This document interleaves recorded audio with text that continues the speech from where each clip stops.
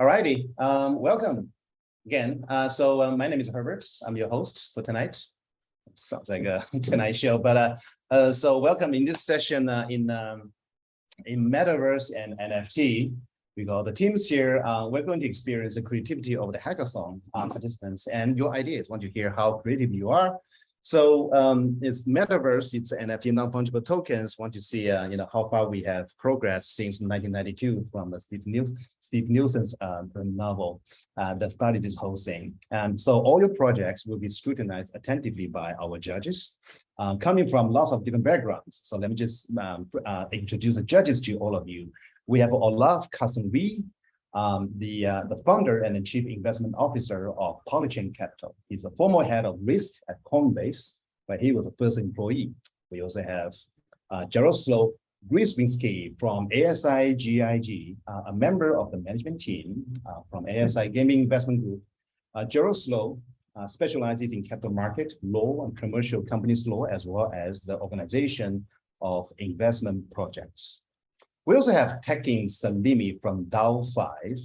Tekin is a former general partner of Polychain Capital, who launched DAO5, an experimental cryptocurrency investment fund that will convert into a decentralized autonomous organization. And we also have Tom Saris from Warburg Saris Investments. And Tom is an entrepreneur, public speaker, and tech executive who co-founded Warburg Saris, a boutique venture capital fund focused on blockchain technology, Internet of Things, artificial intelligence, machine learning, and additive manufacturing. And also we have Xiao Xiao from HK Capital. Xiao Xiao is an investment director at HK Capital, an institutional asset manager, management firm investing exclusively in blockchain technology and digital assets. And then remember, DFINITY was one of the first investment with Xiao Xiao. So now it's time to get to know our 7 finalists. So these are the teams who are going to pitch their ideas today and in the next hour or so. And the order of presentation. We're gonna go with, let's see, we're gonna go with Unfold. Let me see. So this is judges. All right. Hello, everyone. And this is the presentation order. So we're going to go with Unfold VR, followed by Debunker, and then NFO Prototype, Glue, IC Avatar Creator, D-Square, last but not the least, Saga Tarot. All right. And let me just reiterate the rules for this pitching session.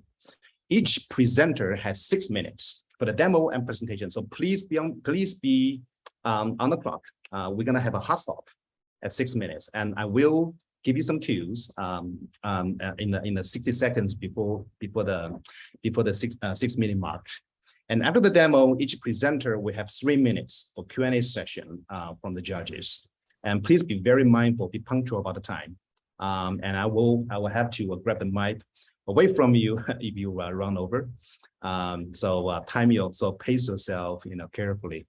And also judges need to fill out the scoring board until the end of the last pitch. So that's how we tally up the scores. And we're gonna find out who will be the final 5 winners out of the 7 wonderful finalists. All right, and time for the demos. Let's start with the first one, Unfold VR team. Hi, I'm George, it's my last name, and I'm here to talk to you about Unfold VR. So Unfold VR aims to be the VR creative metaverse on the internet computer, an NFT-driven app designed to support this system. The one problem that we're seeing right now with metaverse environments is that they're either centralized or closed, and this reflects to content creation as well. It's very hard to get content in and out. And Web3 metaverse projects are all web-based, and this has some significant limitations. So this opens up a massive opportunity that we're tackling with IC underlying NFT protocol and the overall architecture of the blockchain. And with Unfold VR, we're building the tools for other metaverse projects for creators and developers alike. People can create web-friendly 3D assets very easily in VR that share and discover them, bring them in and out of Unfold VR as NFTs. And we have built the WebRTC protocol architecture that enables us with Unfold VR as a native app to be linked with the internet computer and read and write information between them.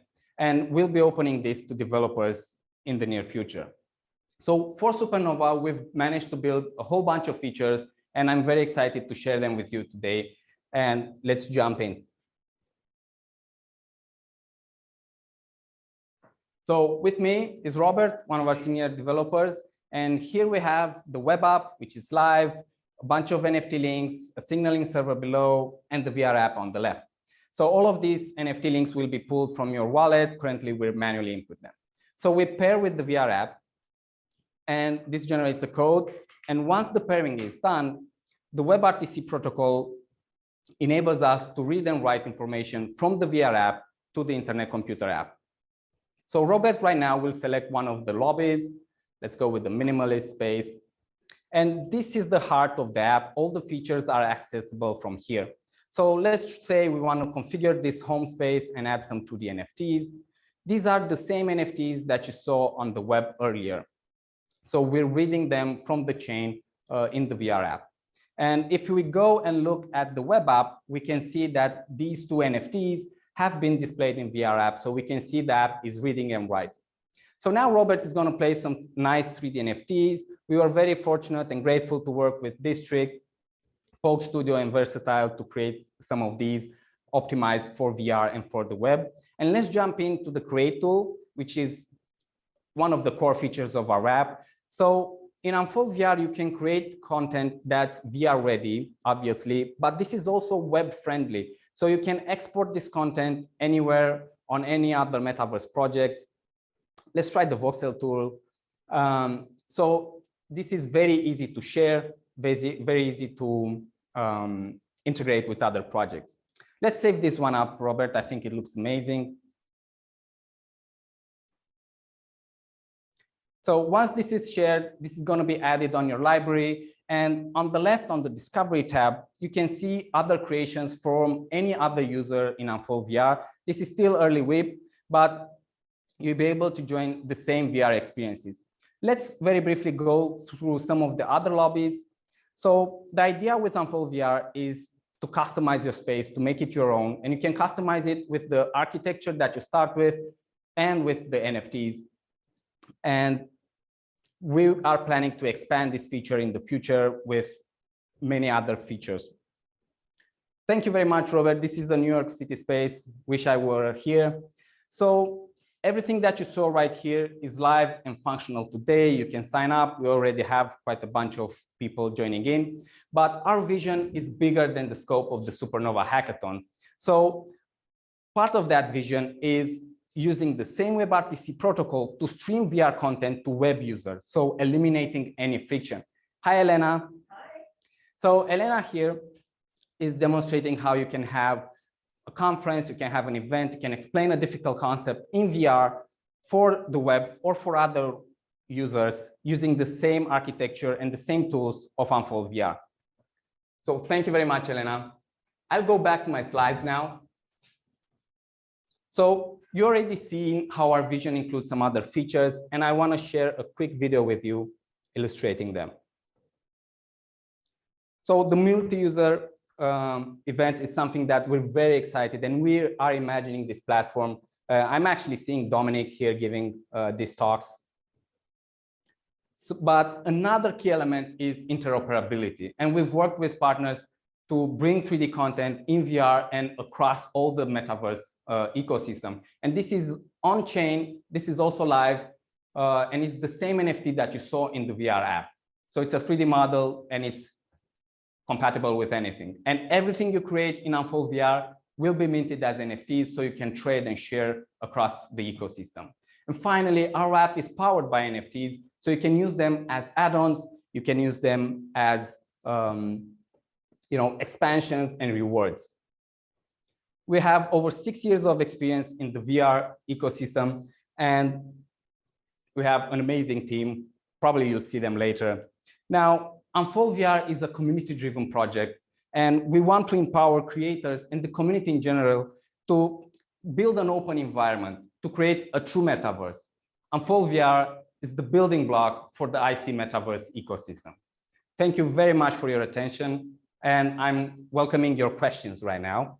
Do you want me to keep the screen? I can keep the screen, I guess. Perfect. Thank you, Creto. Well, that's right on 6 minute mark. All right. Okay. Thank you. Let's move on to the second team. That will be Debunker. So hello. We are Oxford Digital Lab. We are 2 developers. William Guest here. He's actually in Greece on holiday, so that was the only way that he can join this presentation. So yeah, let's start. So I would like to show you a video first before I show you the presentation. So I'm going to share video.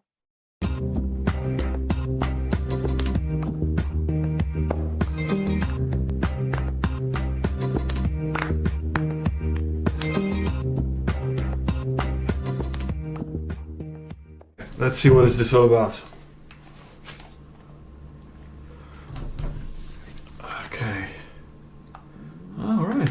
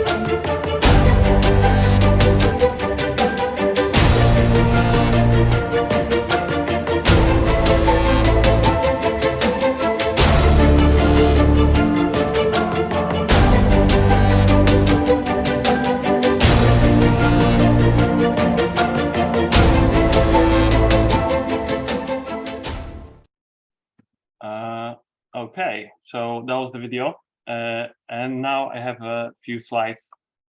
Debunker is a decentralized metaverse built on the ICP blockchain, and this metaverse is accessible through the mobile headset, like the one that I'm holding here.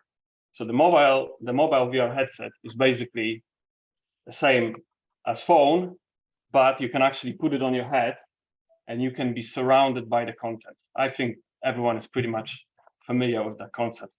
So yeah, let's go to the next slide.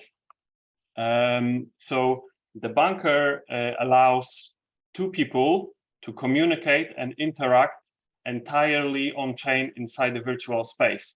So you can kind of imagine you can go inside the blockchain and you can meet someone inside the blockchain. You can talk to that person, you can interact to that person, and you can play some games together in Debunker. All you have to do is you have to put the VR headset on your head, go to the browser, go to the canister address, and you are inside the experience. It's that easy. It's kind of like you're visiting websites. You know, you go to this website, you go from one website to the other website to another website. You don't need to download that website. You know, it's about, we think it's all about accessibility, that metaverse should be accessible, open, and decentralized. So that's how the Debunker works. So I encourage everyone to go to that link and try. You don't really need to have a VR headset. You can walk around on the desktop computer as well. But to have a full functionality, you need to wear the VR headset. So we also we would like to share our vision for the future, what we would like to do next for that project. So we would like to open source that project in the future, so to attract other developers, builders, and other people, so they can create their own experiences on their own canisters, so they can fully own whatever they build and whatever they have. So we would like to release some kind of like Unity template for people to use it, and also a series of tutorials on how to build the VR experience on Unity using our template, and also how to then deploy the whole experience onto the IC canister step by step. So everyone can do that even without knowing coding. That's the ultimate goal. And we would also like this community of developers and builders to be run by DAO in the future. So yeah, that's our ambition. And we are sort of the main motivation why we do this way is because we are sort of we are against the Web2 corporations that are exploiting data from other from people. So basically, people like Google and Facebook, whatever you interact with Facebook, whatever you interact with Google app, they constantly collecting your data, and we don't really know what is going on with this data because the code of Facebook is closed source. No one can really review what is going on. We want to open source the code, so the data collection will be, there will be either no data collection or everything will be completely transparent. So we would like to disrupt that state of metaverse that is happening right now. And also at the very end, I would like to mention that we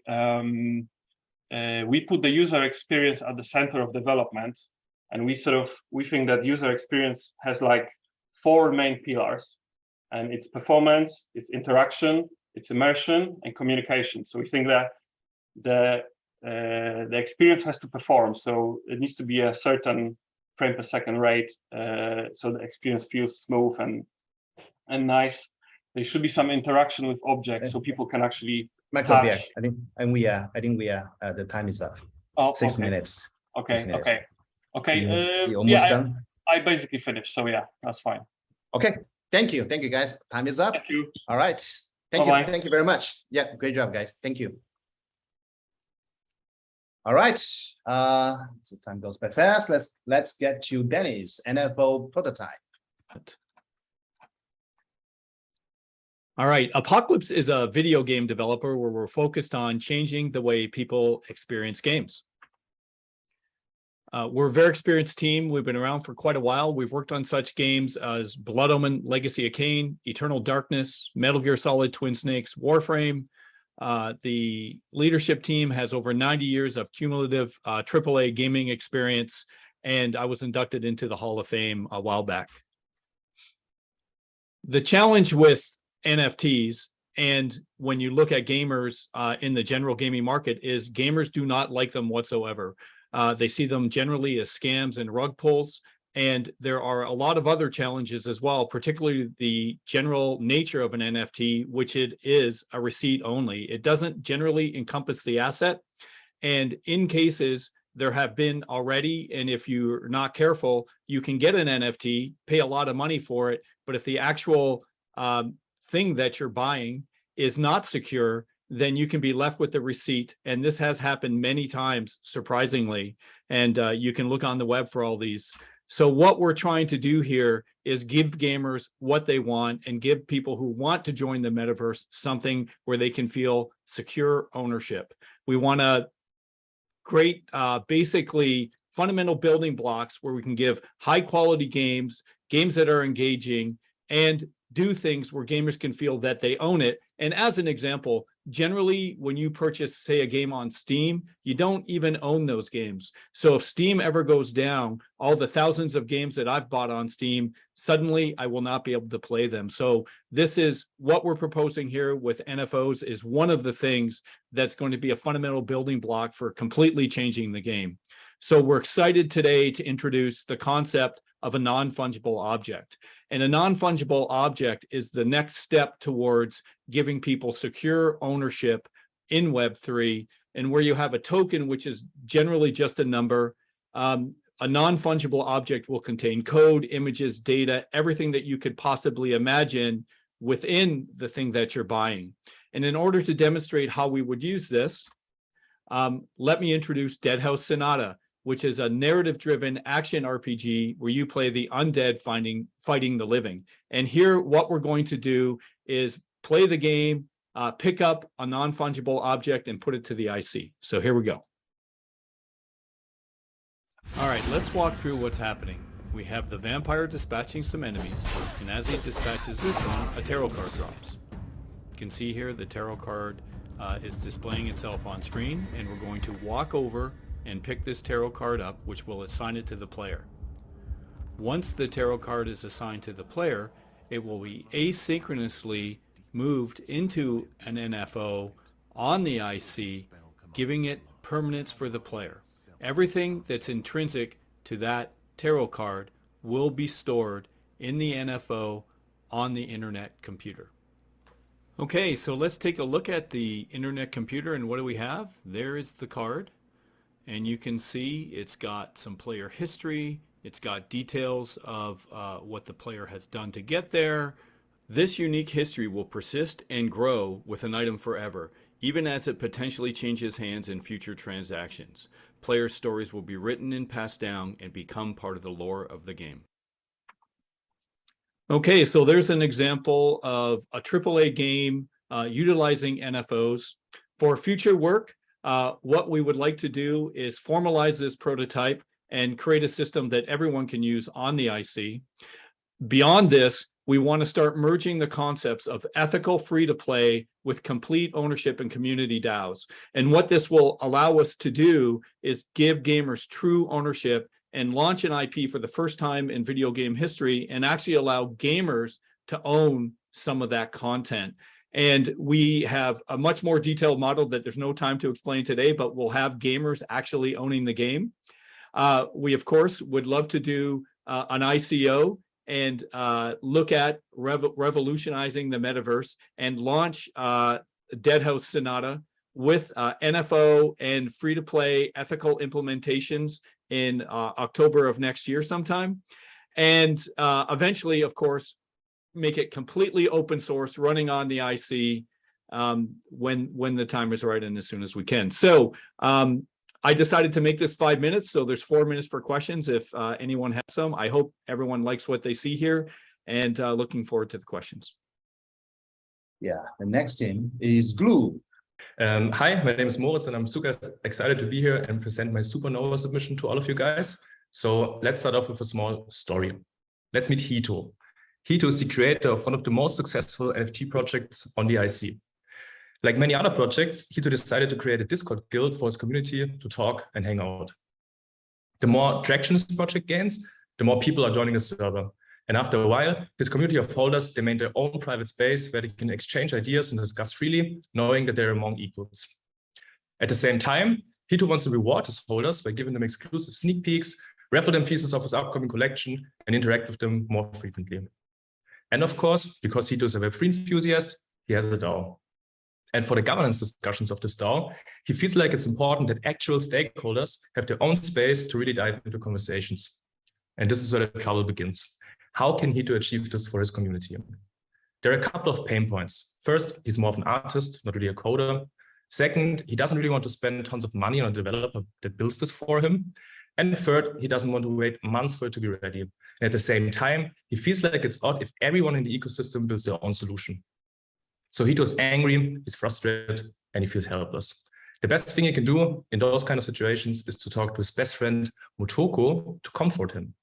And to his surprise, Motoko actually has a solution for all of his troubles. The solution is a tool called Glue. It was built for Supernova and allows Hito to achieve exactly what he wants. If you know Call-It Land, you know the drill. Let's take a look at how Glue works. So Glue enables you to verify holders of NFT collections in your Discord guild. All you have to do is invite the Glue bot to your guild. Then upon invitation, it sends you a nice welcome message with instructions on how to use it. And then after you read them, you set up the NFT project you would like to verify holders for. And you do this by specifying a special role on the server for holders. In our case, this is the gardener role. And then after setting the project up, you generate your unique URL like verification URL for your server, and you put that in a prominent channel on your server that only you can modify. Your users then simply visit this URL.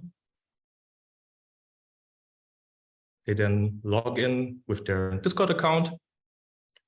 And after that is done, they log in with the wallet that holds the NFT. And after a little waiting and magic in the background,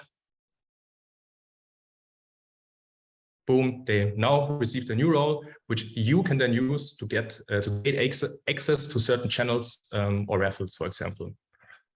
So obviously, Hito is extremely relieved and happy about this turn of events, but that's not all. Because Blue wants you to be super safe in using it, there are differences to how Land, a tool that provides a similar service on Ethereum, works. So first of all, Glue doesn't demand admin privileges when adding it to a Discord server. It only needs permission to manage user roles. Imagine an attacker gains control over the Land bot. They could do pretty much anything on the server, which is a very bad thing. And also, Land seems to generate unique links for each user that wants to verify. So if someone gains control of the domain or the server responsible for those, they could make users, for example, sign a message that empties their wallet.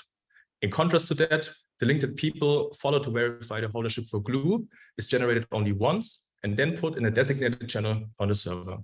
So even if someone would gain control of the bot, they wouldn't be able to tamper with this link as the bot doesn't have permission to do so. Also, the link to verify ownership points to an asset canister running on the IC. And if this is black-holed, both on the canister and application level, we can guarantee it can't be tampered with. At the same time, the code making up the website is open source, and users can verify that the asset hashes match. As a conclusion, even if the Web2 part of Glue is compromised, the impact for users should be minimal. So let's talk a bit about market opportunities. Ethereum reportedly has more than 80,000 NFT collections. Land, like I said, a tool similar to Glue, announced that it has more than 3.5 million users earlier this year. And at the same time, they are part of more than 33,000 Discord guilds. On the IC, on the other hand, there are roughly 200 collections. I guess everyone listening to this pitch right now is bullish on the IC. So if we imagine we get a 10% share of the ETH NFT ecosystem within the next couple of years and the same adoption rate as Land, that will put us into roughly 3.2 thousand guilds with a total of 8,000 collections, which is, I would say, a pretty conservative estimate. Let's continue with some graphs and some numbers. So since launch, roughly a week ago, we achieved some pretty impressive stats. We are now at almost 700, more than 700 by now, actually, users, and Glue is part of 30 guilds, tendency increasing. And since we launched, we also received amazing feedback from the community and from our users. Here's some excerpts. As you can see, there are a bunch of happy and thankful people out there. So if you're wondering what's next for Glue, this slide is for you. We received some really cool feature ideas from our users that we want to implement. And this is actually something we are passionate about. We want to make this product as good as possible for you and fulfill your needs. And next, we want to get a bot out of beta. This includes adding some sanity checks and maybe revisiting the current architecture. And our overall goal is to make Glue your one-stop shop for community building on the IC. And this includes features such as sales and listing alerts, wallet collection for community-wide listing, and fair raffles, for example. With that, thank you for listening, and I hope you enjoyed the talk. Okay, moving on fast. We have IC Avatar Creator. Hello, everyone. My name is James Harbeck. I'm the founder and CEO of CipherProxy. I'm excited to present to you the IC Avatar Creator, a 3D avatar creator for the open metaverse. So what is the need of the project and why did we build it? In a rapidly expanding digital world like that of the metaverse, users will want to be themselves and communities will need to give their users the freedom to express themselves in the virtual spaces that are created. Creating a custom avatar today seems to be too complicated for the average user and technical barriers just seem to be too high. There are some commercial customizer options like Ready Player Me, but they don't seem to represent most of the users or communities that use them. So massively multiplayer games and social apps will need to be inclusive to expression and not exclusive. Roblox, cool statistics from Roblox says that 1 in 5 daily active users were updating their avatars on any given day, showing that expression and customization are important in these spaces. So how did we solve that need with the IC Avatar Creator? It starts by making creating avatars easy and accessible for both users and artists. So artists can use the tools that they know to meet users halfway and meet them right on the web with no download necessary. Also, customization is fun, and we want to emphasize that. So using the IC Avatar Creator, avatars are easy to create and use with a low barrier to entry and high customizability. Also, avatars that just work everywhere. So the IC Avatar Creator features interoperable avatars that already work in hundreds of games and virtual worlds because of the standards that we use. So just to get a sense of what a user might run into with the technical feat that they would have to get over in order to customize their own avatar, they'd have to use something like Blender, and they would be confronted with a screen like this, and most users are just going to turn away and won't do it.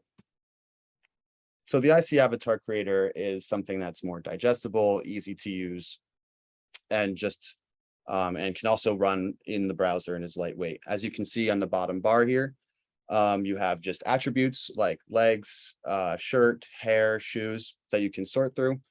And artists can customize the assets there in the bar above it to fit their community's needs. And it's a very easy tool for users to then use and customize their assets. This is the Avatar Creator working as it is today. Some of the deeper features and highlights that make the program work. One of the main things is the minting and storage capacities.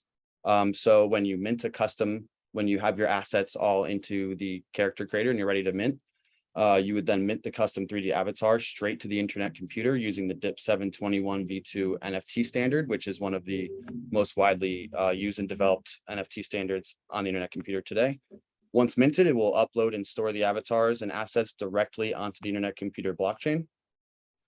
And from there, you can actually view the custom 3D avatar using an attached 3D interactive viewer that's attached right to the canister the assets are stored in. It also features wallet integrations so that using your wallet, you can authenticate your user identity with the character creator or the avatar creator, and then you can manage the 3D avatars using the Plug wallet. Plug is one of the most widely adopted wallets across the internet computers ecosystem as well. So because you have this wallet, you can secure that you definitely own this avatar fully on chain, and you can even decide to trade the 3D avatar to other people. A cool feature is actually, if you look to the right in this picture, you can see this isn't a static image. You can actually interact with the 3D avatar straight inside of your Plug wallet as well. So this is a unique and powerful solution for users who wish to have greater control over and connection to their 3D online identity. A big feature of this whole project is it's 100% on chain and open source. So it's entirely hosted on the internet computer and has no reliance on centralized servers like AWS or Google Cloud. Features on-chain storage of interoperable 3D avatars and assets that can be easily used on a wide variety of platforms, including AR and VR, straight from the internet computer. The project is open source and modular, and any developer can modify and customize it for their needs. The overall goal of this is basically to enable communities to be expressive. The IC Avatar Creator has seen great progress so far, and we plan to continue developing it. To start this journey of enabling communities, it aims to become the base repository used by the Outpost project for minting open metaverse avatars, and will also be used for minting avatars as AI agents in the future as well. Avatars like this one lower the barrier to access and meet users and creators where they are. And we believe that the metaverse should be open and decentralized. And we hope that future projects will fork this one and help build towards the open metaverse that represents us all. We've actually already seen some market validation with this. After seeing our submission for the Supernova, a similar open metaverse group named M3 had actually asked to use the tech to launch one of their NFT wearable collections called MetaLoop. Others have also reached out and expressed interest, and we see that this is a near-term trend that we can't wait to continue. So thank you, and I look forward to the questions. Next one, D Squad, Isaac. Hi everyone, and welcome to the presentation for D Squad. My name is Isaac Valadez. I've been working on this project with Dukakis Tejada, Seb Thulier, and Andrew Sullen. We are so excited to show you what we've got today. A few years ago, Dukakis started ICP Squad, a media outlet focused on an internet computer ecosystem. As we worked with dApps across the ecosystem, we realized that one of the major pain points they had was gaining early users and keeping them engaged. Really, it's essentially a marketing problem that's been hurting all these innovative tech companies. And with the limited resources and time and energy to build, they have to then gather up funds and develop Web 2.0 marketing skills and go out and try to collect people using Web 2.0 tools. We decided that there needs to be a Web 3.0 native engagement protocol, really a Web 3 native solution to the marketing problems that dApps face. To solve this problem, we created DSquad, an NFT collection which rewards users for engaging with internet-computer dApps. It's essentially a shared gamification protocol for the whole ecosystem. To make it scalable to as many users as possible, we designed a dual NFT economy. Anyone can mint an avatar for 1 ICP, which grants them access to get rewards, and accessories are rare, speculative, perishable assets that improve their ranking and the value of the rewards. Minting your avatar is a fun, stress-free experience where you can really personalize something just how you want. You can pick custom colors, different layers, and once you mint it all into the final NFT, it's an infinitely scalable vector graphic, and pretty soon we'll be able to export that as a PNG, which can be used on any social media platform. Once you have your avatar, you'll be added to the leaderboard, where there'll be a monthly prize pool of thousands of material NFTs and other prizes from our partners. The distribution is randomized so that even the lowest ranked members have a chance of winning something, and there will be thousands of winners. So even if you forgot about your avatar, within a few months you should get an airdrop that will keep you engaged, increase your curiosity, and bring you back to our platform. A key component of this concept is to track people's engagement on various dApps so that we can increase their score and help them rank higher and have that all be done automatically. To make this possible, we're developing an SDK which protects users' privacy while also allowing for trustworthy validation of their activity. Now, we believe that this could be a really great tool for canister-to-canister event provenance beyond just the scope of this particular project. So we're very excited about this. In addition to this, players can actively increase their engagement score by completing missions on dApps across the ecosystem. So as you can see here, there's a mission where you can gain 3 points for interacting with at least 3 different NFT collections. And that's a mission you can only complete once. So basically, this gives a boost to new users who are onboarding onto the ecosystem, really giving them a single dashboard, showing them all the cool stuff they can do across the different dApps. The third and final way to improve your score is by wearing accessories. Accessories are minted by the material NFTs given out during the monthly airdrops, and the recipes to mint them are designed to ensure that they always remain rare. We have full documentation explaining exactly how this is accomplished. We also have a way for friends to give out essences, and these essences are special materials which can make branded, so I think this is to explore further. Avatars can equip up to 5 accessories in any avatar NFT game. Accessories will also slowly wear out until they eventually burn, and this is the deflationary mechanism we use to make sure that we can keep giving out material NFT rewards without overinflating the accessory economy. Prior to the Supernova Hackathon, we kicked off this project by gaining over 5,000 pre-orders with an overwhelmingly positive and global response. But we only had the art at that point. During the hackathon, we created the minimum viable product, everything you asked for the project. And we'll be first to market with this because we're literally inventing an SDK which makes this type of concept possible. There are a few things.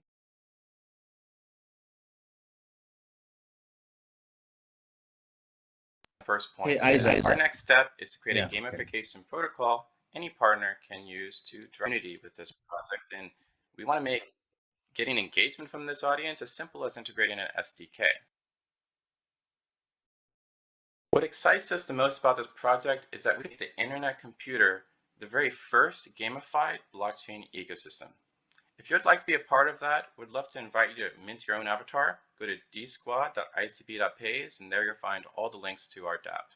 If you're a dev, we'd also love to talk to you about integration. And if you're a VC, we're 100% bootstrapped, but we're always open to offers. The last one, let the saga continue. Saga team. Saga Tarot is a vision for an online decentralized platform that's built to serve the existing tarot community, which is itself traditionally decentralized. The goal of the project is to establish infrastructure that's required for many artists and developers and tarot fans to enter the ecosystem with minimal friction and maximum features. There's a natural harmony that exists between the tarot community and Web3. Tarot has been around as a fortune-telling vehicle since the 18th century, and now today, tens of thousands or even more unique tarot decks created by individual artists exist. Each is a deck with 78 unique pieces of art laden with symbolism. And there are millions of tarot fans across the globe. Within the large community, there is no single authority. Anyone can create the art that they want and do tarot the way that they want. There's this notion in tarot that nobody owns tarot, and we say that that everybody owns Web3. So let's build an open tarot ecosystem on the internet computer. The first component of the ecosystem that I want to show is a marketplace and a minting protocol. It's called the Bazaar, and it's built in terms of its marketplace features on top of the EXT standard. It's like an entrepot, but dedicated only to tarot. It's also a novel and open source minting protocol where minting is atomic and the creation of minting events is totally decentralized. The Bazaar is a place where anyone can create, buy, and sell tarot decks for use in fortune telling. So let's take a look. Up at the top here, we have our Legend Series NFTs, which are collectible NFTs that we created while working on the full tarot deck. And each one is valid for a full tarot deck upon completion of the art later this year. We can see several collections that have NFTs available for mint. And we can see several NFTs that have been put up for sale by their owners. Let's connect a wallet.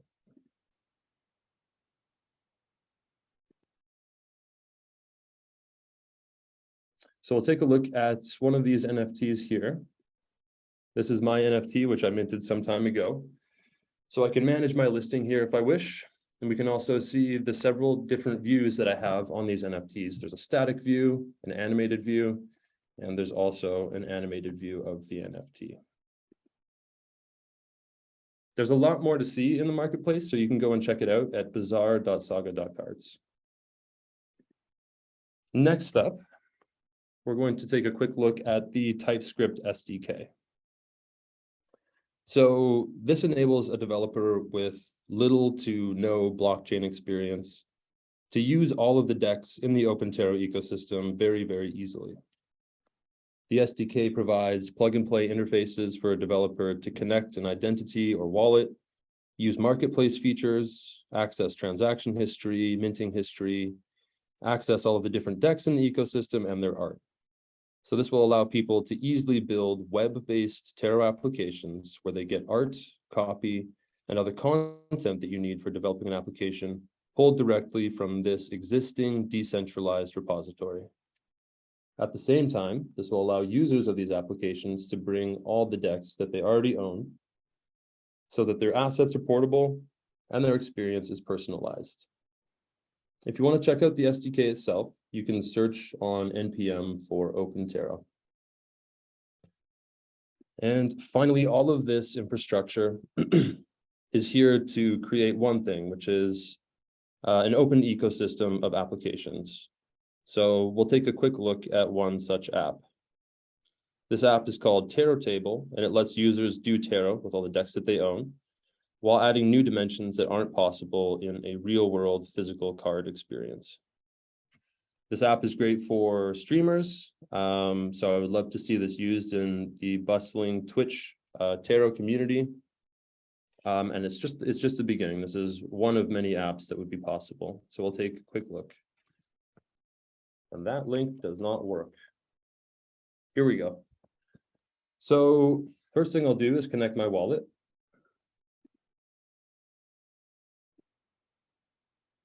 And now that I've connected my wallet, I have access to all of the different decks that I own. I can browse through these and select the one that I like. So we'll go with this one, and that one will now be loaded into the game.